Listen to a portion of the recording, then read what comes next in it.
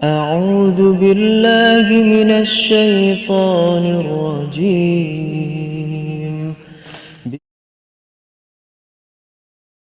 Namanya Ahmad, Etmak Ahmad. Menahmah yang mulia.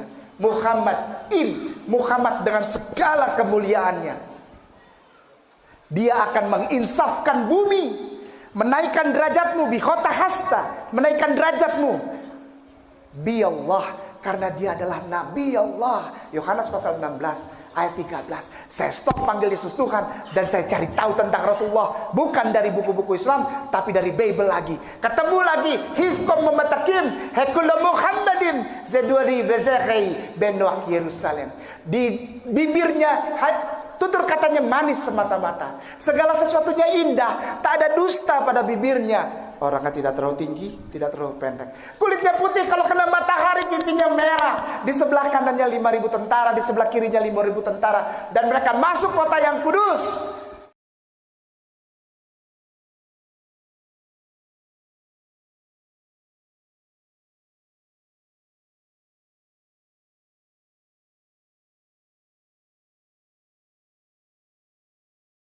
Tentang isi ayat Alkitab, tidak sembarangan. Wah, itu harus luar biasa seleksinya. Sangat luar biasa. Dan saya bersyukur kepada Allah, Allah izinkan saya untuk masuk ke dalam situasi tersebut. Boleh berdiri supaya kelihatan. Enggak apa-apa ya. Nah, bismillah. Berdiri begini. Alhamdulillah. Nah, setelah selesai itu Allah izinkan saya, Bapak, saya diizinkan untuk masuk ke situasi di mana seseorang disebut sebagai vikaris. Saya bukan cuma bicara sebagai pelayan, mantan pelayan gereja. Saya tersertifikasi. Ini bukan ria, ini bukan sombong, tapi ini pertanggungjawaban. Agar setiap orang tahu bahwa tidak boleh sembarangan ketika kita mengungkapkan sesuatu tanpa pertanggungjawaban dengan data yang valid, data yang benar, data yang tepat, data yang sah, legal. Saya tersertifikasi dan saya terakreditasi. Saya masuk ke dalam wilayah waktu persiapan untuk menjadi seorang pelayan di rumah ibadah saudara kita tersayang, Kristen Protestan. Namanya masa-masa vikariatum atau vikarium.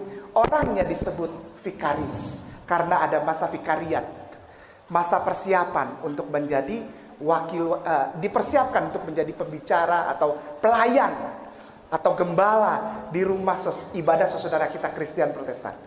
Nama wilayah waktunya disebut vikariatum. Di masa vikarium itu, di masa vikariat itu, di masa persiapan sebelum kita ditahbiskan atau di dalam bahasa Islamnya dibaiat, saya menerima keberkahan. Dan sekarang sudah tidak lagi, program itu tidak ada lagi. Program itu sudah tidak ada. Barusan saya cerita sama Ustaz Tony dan program itu sudah tidak ada lagi. Ada program yang memberangkatkan calon pelayan, calon pendeta ke satu tempat yang tidak jauh dari sini untuk belajar Bible di mana Bible itu ditulis. Jadi ayat-ayat di dalam Alkitab, ayat-ayat di dalam Bible saudara kita itu, tempat di mana itu ditulis, itu kita biasanya dikirim ke sana. Nama kotanya Haifa. Tidak jauh, hanya 1 jam perjalanan dari Tel Aviv. 1 jam 5 menit lah. 1 jam 5 menit atau 1 jam 10 menit dari Tel Aviv. Indonesia tidak punya hubungan diplomatik dengan Israel. Jadi kita masuk lewat Jordan. Queen Alia, kita turun di sana, lalu beberapa hari di seputaran Jordan situ, lalu kita nyebrang ke Allenby. Di Allenby ada jembatan, ada King Hussein Road situ, King Hussein Bridge. Biasanya tas dibuka-buka, lalu paspor dilihat dan diperiksa-periksa gitu oleh tentara Israel. Lalu kita masuk Tel Aviv. Biasanya kita mampir dulu di Petra, itu biasalah. Lalu kita nyebrang Sungai Yordan, lalu kita ke Tel Aviv. Dari Tel Aviv baru Haifa, melewati jalan tol yang namanya jalan tol Yitzhak Rabin. Saya belajar di sana. Dari Haifa ke Tel Aviv itu mungkin 1 jam 10 menit atau 1 jam 5 menit. Mungkin ada dari antum saudaraku, para ustadzku di sini yang sudah sampai di Aqsa. Anda tahu pasti kalau sampai di Aqsa pasti Anda diajak ke Haifa untuk lihat itu kota pelabuhan, kota pinggir perairan, laut Mediterranean. Itu enak kok suasananya di situ ya. Dari Yerusalem 2 jam 15 menit, 2 jam 20 menit. Jadi saya belajar bolak-balik. Dari Haifa Yerusalem, Haifa Yerusalem. Dan ini dibayari, bukan gratis. Ini ada yang bayar, ada yang sponsor.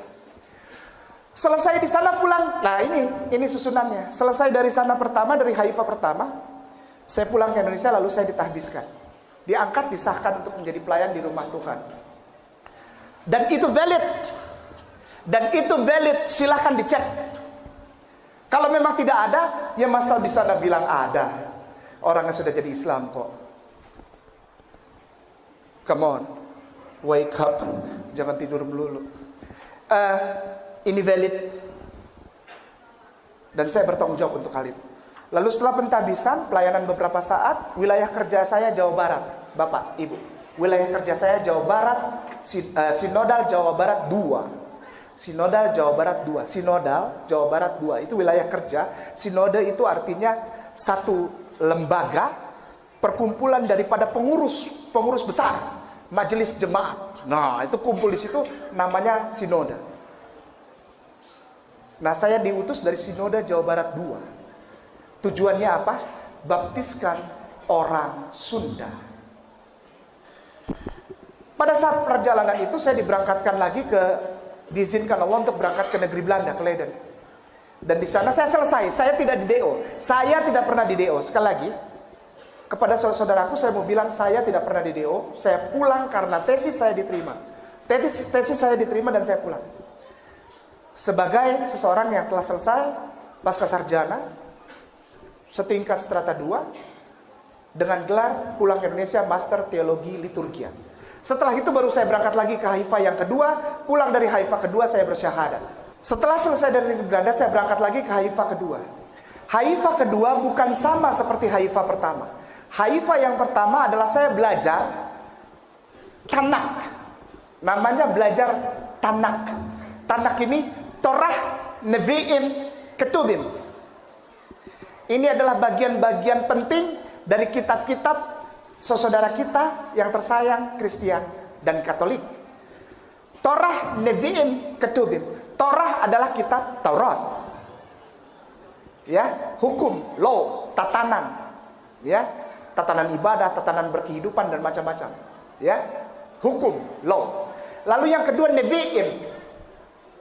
Nevi'im artinya kitab para nabi. Itu dibagi lagi, ada nabi besar, ada nabi kecil, ya kita belajar sana. Lalu yang ketiga adalah Ketubim, kitab-kitab pujian. Termasuk di dalamnya kitab Zabur yang dikenal oleh kaum muslimin dan muslimat. Yang di sana disebut Mizmar. Atau bahasa Indonesianya dalam Alkitab orang Kristen sekarang Mazmur. Mizmorah itu di sini disebut Mazmur. Nah, saya belajar itu. Saya bukan cuma baca, Bapak. Saya pelajari itu di tempat kitab itu ditulis. Di perjalanan yang kedua saya punya misi yang sangat penting. Ada misi, bukan cuma berangkat saja, tapi ada pesan yang saya harus bawa ke sana. Pesannya adalah cari tahu tentang siapa itu Jesus Christ. Siapa itu Yesus Kristus? Apakah dia sama dengan Isa alaihissalam yang sering digembar-gemborkan oleh umat muslimin dan muslimat sebagai nabi orang Islam? Apakah sama? Apakah dua nama ini orangnya satu? Ternyata bukan cuma dua nama orangnya satu. 3 nama orangnya satu. Yang pertama adalah Yeshua HaMashiach.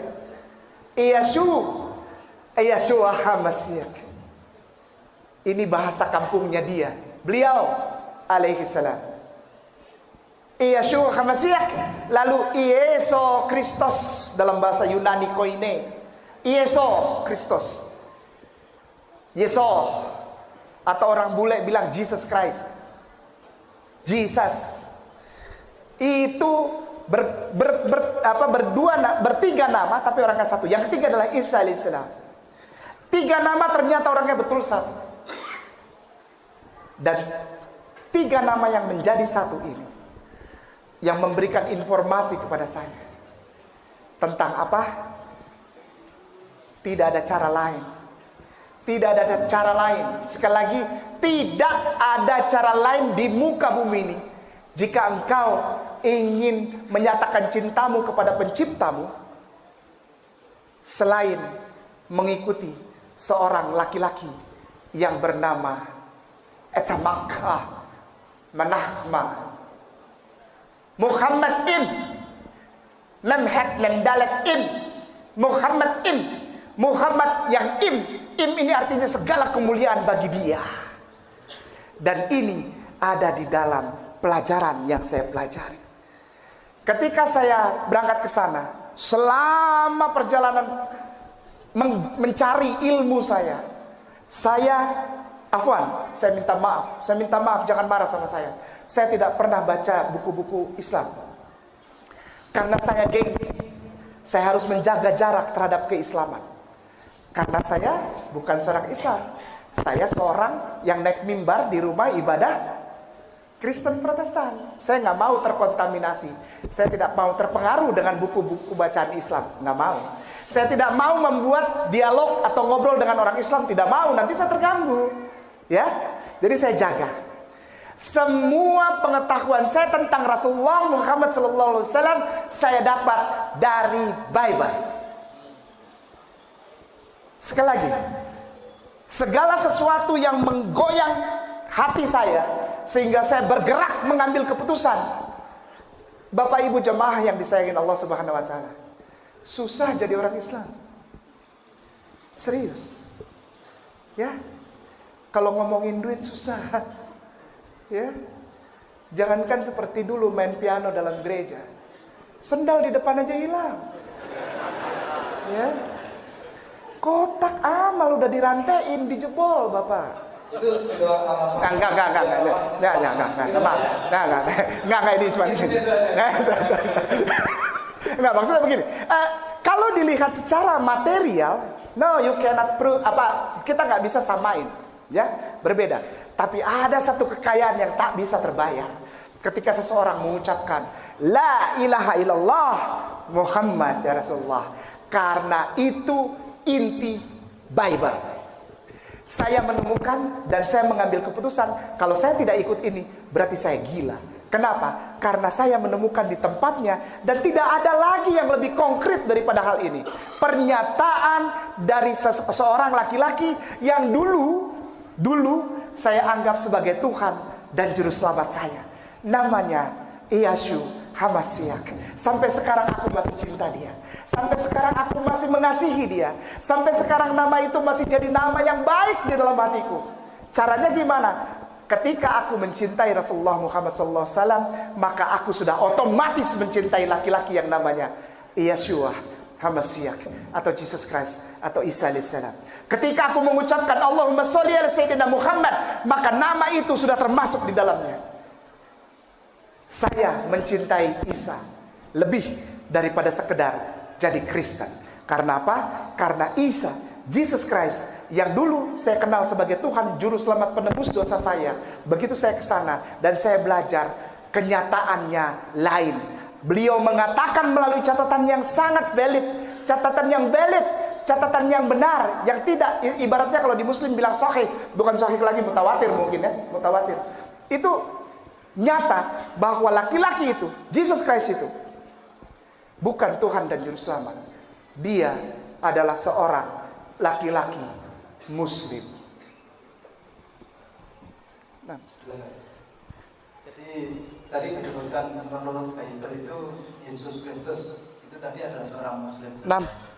Terus orang katanya bahwa Isa atau Yesus Kristus itu juga melakukan ibadah sebagaimana ibadah umat Islam seperti tawaf, sholat, kemudian puasa. Itu gimana Saudara? Nah, Ustaz. Pertama dimulai dari siapa Kristus? Kristus itu manusia yang di anointing atau anointing apa? Bahasa. Itu bahasa gereja, bahasa Inggris tapi menjadi bahasa dasar gereja, anointed. Laki-laki yang diurapi. Diurapi itu artinya diangkat, disahkan, dibaiat, ditahbiskan untuk menjadi seorang laki-laki yang menjadi penyampai pesan Tuhan, penyampai pesan Allah. Ya, anointed, Kristus, Hamasiah, Al-Masihu.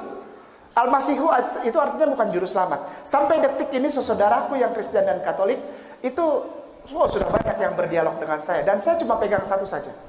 Ketika engkau bilang Yesus itu Kristus, itu benar, itu tidak salah. Karena artinya engkau membenarkan bahwa Yesus itu nabi. Yang pertama isinya adalah ketika Ustadz Tony menanyakan, Yesus itu Islam, kenapa berani bilang Islam? Karena dia pertama adalah dia bukan Tuhan. Dia tidak pernah jadi Tuhan, dan dia tidak pernah dia jadi anak Tuhan. Tidak pernah. Dia tidak pernah menebus dosa manusia. Tidak pernah. Dan di dalam Bible tidak pernah ada ayat tulisan begitu. Tidak pernah ada. Tidak pernah ada Bapa, Putra, dan Roh Kudus. Tidak ada. Tidak ada. Tidak ada. Patris et Filii et Spiritus Sanctus atau Evangelicam Doctrinam Patris et Filii et Spiritus Sanctus itu tidak pernah ada di dalam Bible, tidak pernah ada. Nah, kenapa? Karena Yesus di situ mengklaim dirinya dan lingkungan semua membenarkan kesaksian itu bahwa dia adalah seorang nabi. Dia adalah utusan Allah. Yohanes pasal 17 ayat 3. Inilah hidup yang kekal itu, atau inilah Eden itu. Hamak Eden, apa? Inilah yang benar. Eden itu apa? Bukan Lia Eden, bukan. Eden itu paradise, heaven, surga, jannah. Inilah surga itu. Inilah hidup yang kekal itu. Yohanes pasal 17 ayat 3. Inilah hidup yang kekal itu, yaitu bahwa mereka mengenal Engkau Allah yang benar satu-satunya. Jadi sebetulnya kata-kata di dalam bahasa aslinya, dalam bahasa Yunani koine itu begini. Tidak ada Tuhan yang benar selain Engkau, ya Allah. A besar, L-nya 2, AH. Karena Bible dari depan sampai belakang kalau bilang nama Tuhan selalu pakai A besar, L-nya 2, AH. Dibaca Allah. Tidak ada yang benar selain Engkau ya Allah. Tidak ada Tuhan yang benar selain Engkau ya Allah. Tidak ada Tuhan selain Allah. Itu yang pertama. Di ayat B-nya, di ayat Yohanes pasal 17 ayat 3b-nya bilang begini. Dan aku Isa, utusanmu. Allah.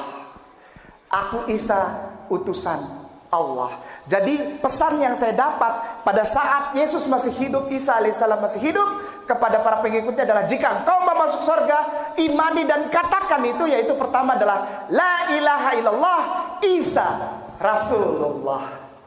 Ungkapkan itu di depan orang menjadi kesaksianmu, menjadi asyhadu alla ilaha illallah wa asyhadu anna Isa Rasulullah. Karena Rasulullah belum datang.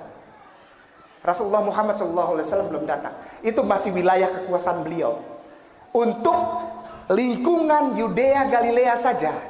Bukan saya bilang tanah Israel. Nggak mau saya bilang Israel. Rugi karena salah. Salah juga pengertian orang di Indonesia tentang Israel. Sana Israel, Israel itu adalah nama Nabi Yakub alaihissalam. Israel nama Nabi Yakub alaihissalam. Jadi jangan maki-maki, oh Israel itu apa? Dajjal Israel. Jangan ngomong gitu, karena Israel adalah nama Nabi Yakub alaihissalam. Yang jahat itu Zion. Tidak semua juga mau dibilang Yahudi. Yahudi adalah anak kelima dari Nabi Yakub alaihissalam. Jadi tidak semua di sana dibilang Yahudi. Ketika saya di sana bilang, are you Jews? Masih bagus nggak ditabok. Karena tidak mau semua orang disebut Jewish. Tidak mau semua orang disebut Yahudi. Tidak mau. Karena semuanya tuh ada 12 suku. Yang banyak di sana Khazar malah. Yang datang dari Afrika Selatan, dari Yaman, dari pinggiran Eropa. Yang sekarang mengaku menjadi warga negara Israel. Itu udah kacau balau. Bukan orang Israel atau Bani Israel. Anak-anaknya Nabi Yakub alaihissalam dan keturunannya. Udah bukan di sana, udah kacau balau di sana. Nah, Zionis ambil alih sehingga terjadi peristiwa Yom Kippur, dan mulai saat itu Palestina ditembakin. Bukan oleh orang Israel, Bani Israel, keturunan Nabi Yakub alaihissalam, bukan. Oleh orang-orang pengikut Dajjal yang namanya Zionis. Nah, Yahudi itu anak kelima dari Nabi Yakub. Yang pertama Ruben. Yang kedua Ruben Simon. Levi, ini yang masih suka pakai celana Levi's, tahu? Levi, S, masih ada yang suka? Engkau menjadi penyumbang, donatur terbesar untuk orang Yahudi tembakin saudaramu di Gaza. Enggak, benar. Levi itu adalah Yahudi. S itu Strauss, karena orang Levi ini hidup di Austria. Dia punya nama Austria Strauss. Jadi Levi, S, Levi Strauss, Levi's dipakai jeansnya. Engkau pakai jeans itu, engkau sumbang orang Yahudi buat tembak saudaramu di Palestina. Ya. Afwan, saya tidak bisa tertawa karena saya pernah di sana lihat. Saya lihat orang muslim di sana. Saya lihat. Ini di rumah Allah. Saya lihat. Jadi ketika di sini orang bilang biasa aja, oh, ada kotak orang keliling pakai bendera Palestina bawa kotak ya. Lalu kita isi 10.000, 100.000, 1 juta, 10 juta, 100 juta, lalu dia merasa hebat. Mereka di sana nggak butuh uangmu. Mereka butuh kesatuan suara umat Islam, ukhuwah Islamiyah yang ada di Indonesia untuk memberi power kepada pemerintahannya. Bilang di PBB, tanah Yudea Galilea bukan punya orang Israel, itu punya orang Palestina. Sebut tanahnya Palestina, jangan bilang Israel. Palestina, Palestina. Mereka nggak butuh duit kita, malu kita. Kembali lagi. Yesus mengajarkan tentang satu hal yang sangat penting buat saya, sehingga saya mengikuti dia untuk jatuh cinta kepada seorang laki-laki yang namanya Muhammad SAW. Yesus mengajarkan syahadat. Kedua, Yesus mengutamakan pengajarannya, sekali lagi, menjadikan pengajaran utamanya adalah ayat pertama dari surat Al-Ikhlas. Yesus menjadikan inti pengajarannya itu adalah ayat pertama dari surat Al-Ikhlas. Contoh Markus pasal 12 ayat 29. Kita punya Bapak Arsono di belakang sana yang sudah hafal ayat ini. Insya Allah Pak Kiai. Bunyinya begini. Vayomer Yeshua HaMashiach. Vayomer, berkatalah Yesus ini. Shema Yisrael Adonai Eloheinu Adonai Echad.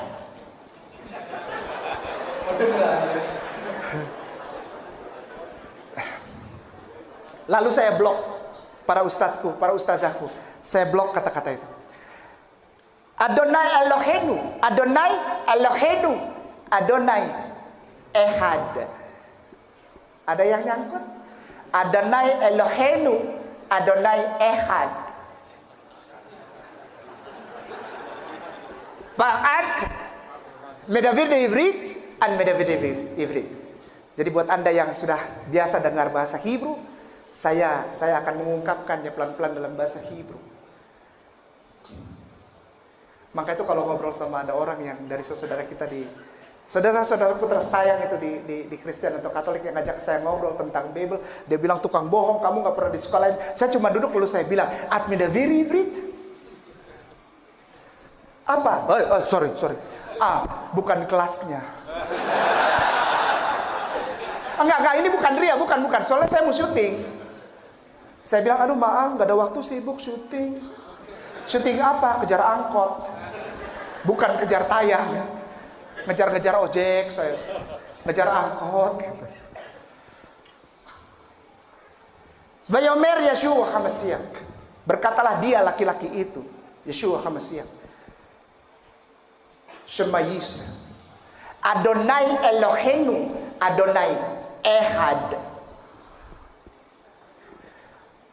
Katakanlah ya Israel olehmu, karena Tuhanmu mendengarkan. Dan dengarkanlah ini hati-hati katanya. Kul hu Allahu Ahad. Dan ayat ini berulang 84 kali di dalam Bible. Menjadi pengajaran inti 84 kali. Di dalam bahasa Hebrew, bahasa Aramaik Syriak, dan terakhir bahasa Yunani Koine yang digunakan sebagai bahasa orang. Saudara kita bilang gospel atau Injil perjanjian baru katanya. Berarti ada perjanjian yang lama. Kalau ada perjanjian baru, perjanjian lama. Kalau perjanjian lama berarti udah kadaluarsa, udah nggak dipakai lagi. Sekarang aja yang kadaluarsa isinya cacing, itu ikan, makarel. Astagfirullahaladzim. Kayak iklan. Jadi kalau udah kadaluarsa, takut-takut di dalamnya ada cacing, nggak boleh dipakai lagi, ya. Kul huwallahu ahad adalah ajaran intinya. Tauhid adalah ajaran inti Bible. Tidak ada yang lain. Tidak ada yang lain. Lo Adonai Eloheinu Elohecha Hefarim Alpanai. Wah, ini udah mulai tambah sulit lagi. Enggak ya, biasa aja ya, biasa aja. Jangan ada padamu ilah lain di hadapanku untuk engkau sembah. Lo Adonai Elohecha Hefarim Alpanai. Tauhid Allah nama Tuhannya. Cara sembahnya gimana? Kitab Keluaran pasal 3 ayat 5. Tolong sebelum masuk kau lepas dulu alas kakimu. Lepas dulu alas kaki. Kitab Keluaran pasal 3 ayat 5. Tolong lepas dulu alas kakimu. Ya, karena ini rumah Tuhanmu, kau hormat. Rumah RT aja kau mau bikin KTP kau buka sendal. Lalu berwudu. Berwudu, serius, berwudu. Kalau engkau tidak berwudu, engkau mau masuk rumah ibadah tanpa berwudu, sekali lagi, apabila engkau tidak berwudu, kalau engkau masuk rumah ibadah, engkau mati. Keluaran 30 ayatnya yang ke-20. Wudu. Setelah itu dilihat, seorang laki-laki melihat dirinya sendiri. Kalau dia akil balik, apakah dia bersunat atau tidak? Kulit katanya dikerat. Dia sudah melakukan itu belum? Kulit katanya dikerat. Di dalam kitabnya saudara kita ini, Kristen dan Katolik yang tersayang ini, sunat itu buat mereka bukan masalah kebersihan, Pak. Bukan masalah kesehatan, bukan. Sunat buat mereka itu sangat penting. Karena apa? Karena itu perjanjian yang kekal. Kalau mau bersih, beli obat, beli sabun antiseptik yang paling mahal, engkau bersih. Mau sehat, pergi ke dokter Adi di Cawang, di Jakarta, dokter kelamin dan kulit itu. Mahal memang, tapi gak apa-apa. Engkau sehat, tak? Benar gak? Ini bukan masalah itu. Ini masalah perjanjian laki-laki dengan penciptanya, Allah Subhanahu wa Ta'ala. Dikerat kulit katanya. Jika ada orang yang tidak dikerat laki-laki ini yang sudah balik, tidak dikerat kulit katanya, menurut Bible itu harus really, betul. Bukan saya yang ngomong. Bible lebih keras masalah sunat. Sudah lihat, saya laki-laki sudah buka alas kaki, sudah wudu, sudah disunat, mau masuk.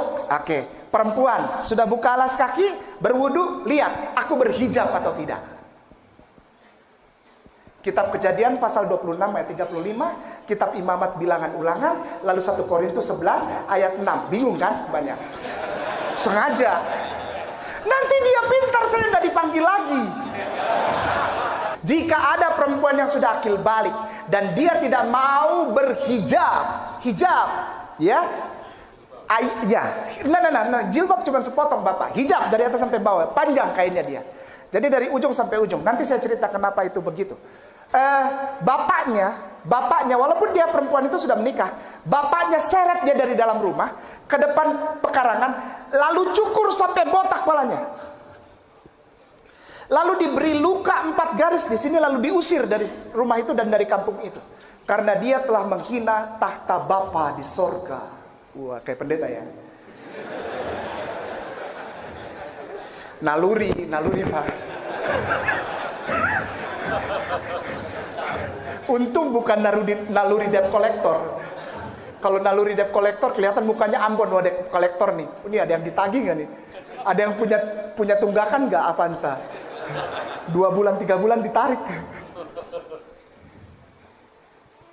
Dicukur, dibotakin, dikasih luka, diusir. Karena dia telah menghina, mungkin dalam bahasa kita ya afwan ya Ustadz ya, arasnya Allah. Dia menghina, usir. Nah, kainnya itu apakah jilbab apa hijab? Hijab. Dalam bahasa sananya waktu kita di sana juga, sombong sekali. Waktu di sana hijab bilangnya. Jadi kainnya satu, lurus sampai di bawah, lalu ada kain lagi satu, lurus sampai di bawah, ditutup dengan kain ketiga. Dan ada batas antara rambut perempuan dengan kain yang pertama, ditutup. Apa tuh yang ngepres di sini? Ciput. Ya di sini bilang ciput juga. Atau apa?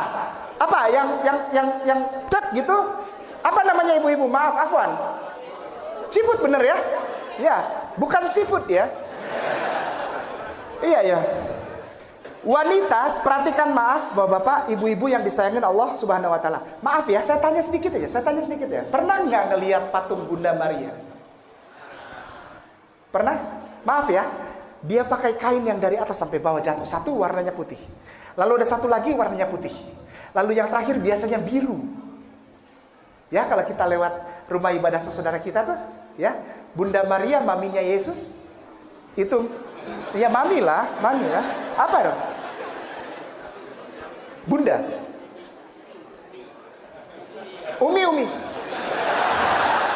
Ya, Umi. Itu satu dari atas sampai bawah. Lalu satu lagi dari atas sampai bawah. Lalu ada yang ketiga biru biasanya warnanya. Ya, biru. Nah, kita lihat di patung saja. Patung itu digambarkan paling tidak mendekati dengan aslinya, jadi ada garis di jidatnya. Artinya Bunda Maria pakai ciput. Iya. Di tempatnya sana semua pakai ciput. Serius, bukan bohong. Ada yang diginin aja kainnya, itu kos. Itu bukan orang yang ortodoks, bukan orang yang mempercayai dan menjalani Torah. Itu ada perempuan kalau cuma kudung saja itu kos. Ortodoks. Itu bukan orang yang jalani Taurat Yahudi, totok, bukan. Doa yang paling mulia di saudara kita umat Katolik disebut dengan doa rosario. Jadi biasanya mereka baca doa sambil seperti tasbih tapi ujungnya salib, pernah lihat? Namanya rosario. Dia ulang doa itu. Doanya bunyinya begini. Salam Maria penuh rahmat Tuhan sertamu. Ave Maria gratia plena. Salam Maria penuh rahmat Tuhan sertamu. Artinya assalamualaikum ya Maria. Engkau penuh rahmat. Jadi Maria ini kepenuhan rahmat. Sampai cerita di dalam Alkitab itu, kalau ada orang yang berdiri saja di samping Maria, orang itu dapat rezeki. Nggak usah ngomong. Serius. Orang itu datang ke samping Maria karena Maria penuh kemuliaan dan rahmat serta berkat Allah, maka orang di sebelahnya yang datang dekat dia dapat rezeki. Dijawab doanya. Oleh sebab itu Maria ini, ibunda Isa alaihissalam ini, begitu luar biasa sehingga di dalam Al-Quran diberikan tempat khusus dalam satu surat. Surat Maria. Salam Maria penuh rahmat Tuhan sertamu. Terpujilah engkau di antara para wanita. Kenapa dia terpuji? Karena dia berhijab.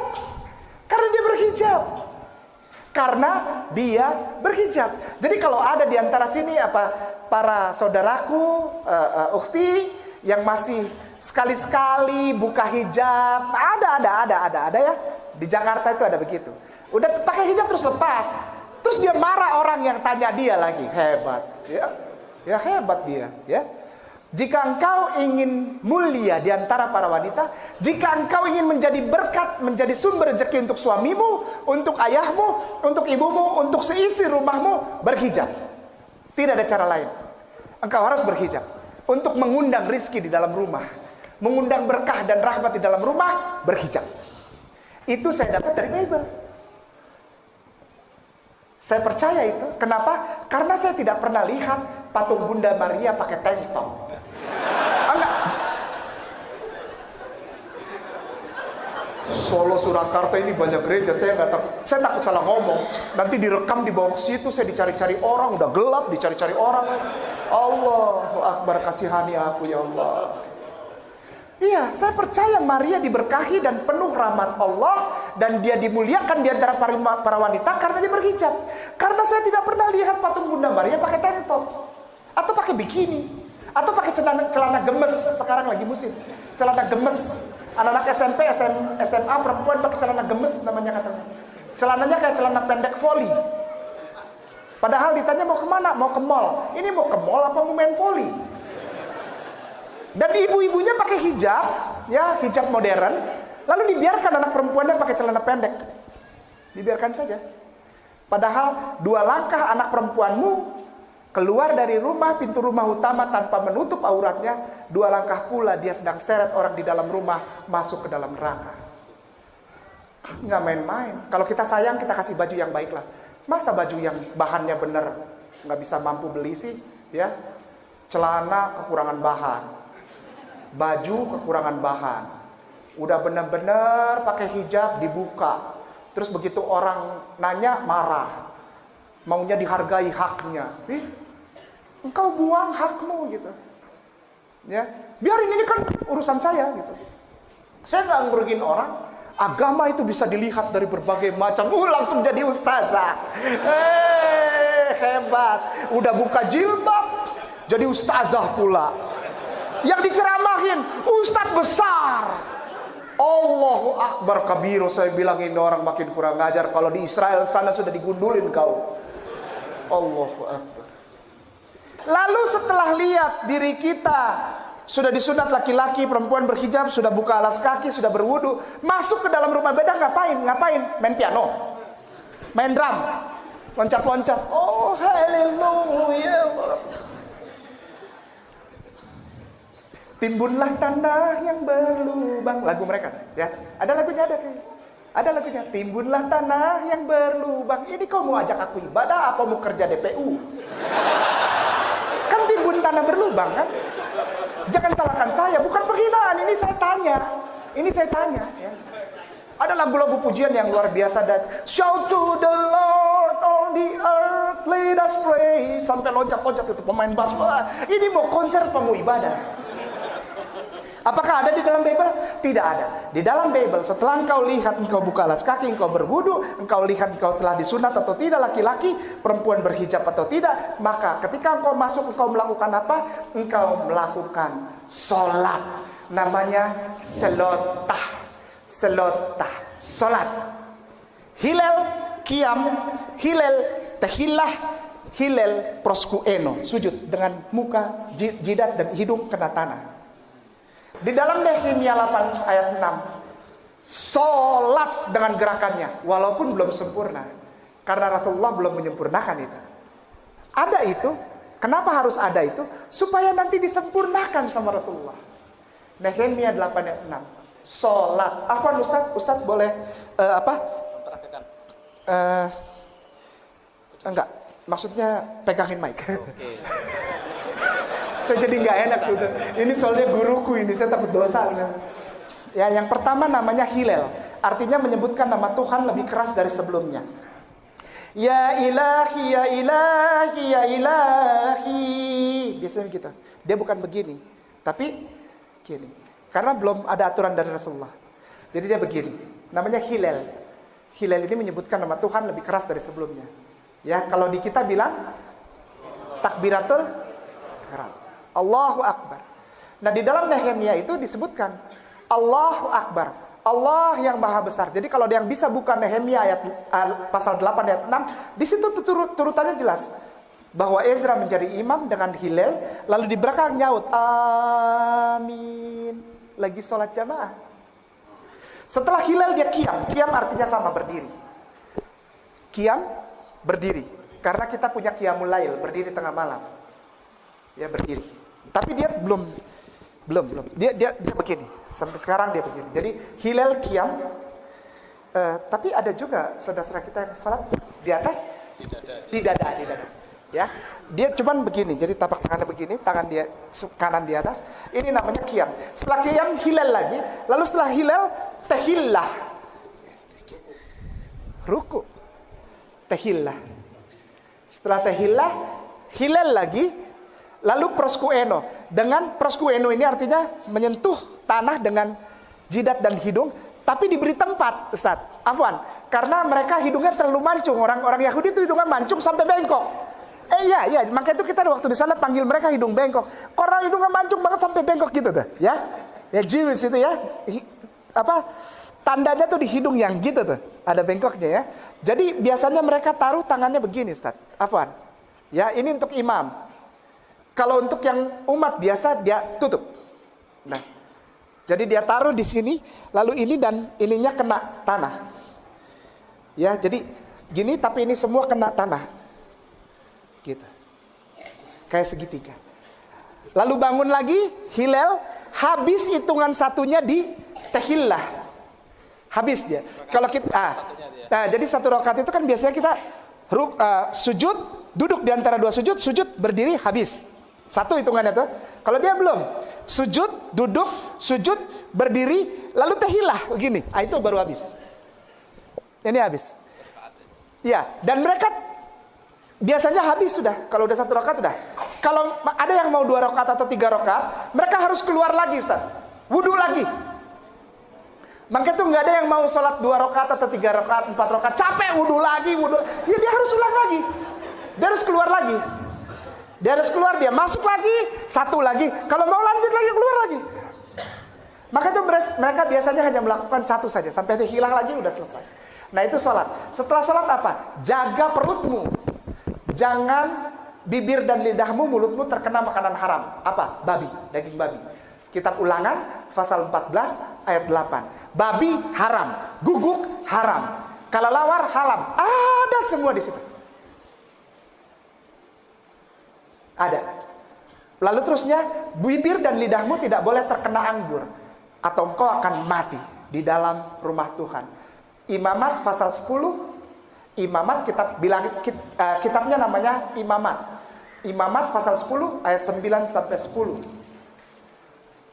Ya, itu tidak boleh minum anggur. Sekarang ini anggur dimasukkan ke dalam gereja menjadi sakramen.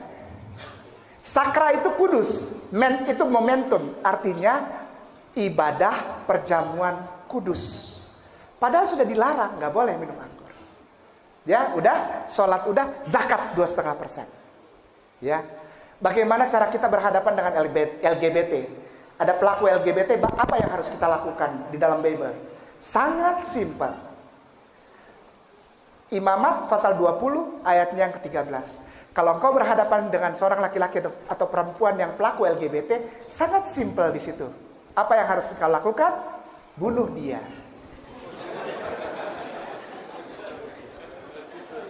Ya, bunuh aja. Repot ngurusin begitu, karena kalau diajak ngobrol panjang. Bible bilang udah bunuh aja. Gampang. Ya. Lalu tawaf Mekah, Ka'bah, Mazmur pasal 84 ayatnya yang ke-6 ke-7 tentang tawaf rindu Baitullah, rindu Ka'bah. Mazmur 84 ayatnya ke-6 dan ke-7. Yang terakhir, tidak boleh ada Tuhan lain yang menyaingi kedudukan yang sama dengan Allah. Tidak boleh. Walaupun itu Isa sendiri. Isa memberikan statement gong ini. Afwan Ustaz, ini gongnya nih. Mungkin ada saudara kita Kristen di lingkungan ini, saya mohon maaf, tapi silahkan buka Bible Anda. Karena sampai detik ini masih ditranslate, masih diterjemahkan. Alhamdulillah masih ada yang mau terjemahkan dan ayat itu belum dibuang. Ayat itu belum dibuang insya Allah. Jadi kalau antum semua saudaraku yang sangat aku sayangi dan aku hormati, ada di lingkungan ini yang Kristen, bawa Bible, buka. Ya, lihat. Matius pasal 7 ayat 21. Matius pasal 7 ayat 21 sampai 23. Tapi intinya ada di ayat 21. Matius pasal 7 ayat 21. Bunyinya begini. Bukan orang yang berseru padaku Tuhan, Tuhan akan masuk kerajaan sorga. Artinya adalah, kalau ini kata Yesus, saya garis bawahi, ini kata Yesus, kalau kau panggil aku Tuhan, kau tidak masuk sorga. Kalau kita meninggal, roh kita keluar dari tubuh. Roh kita tidak diterima masuk sorga. Roh kita masuk mana? Tolong dijawab. Sepakat. Karena di sana cuma ada 2 tempat. Tidak ada tempat ketiga. Tidak ada halte.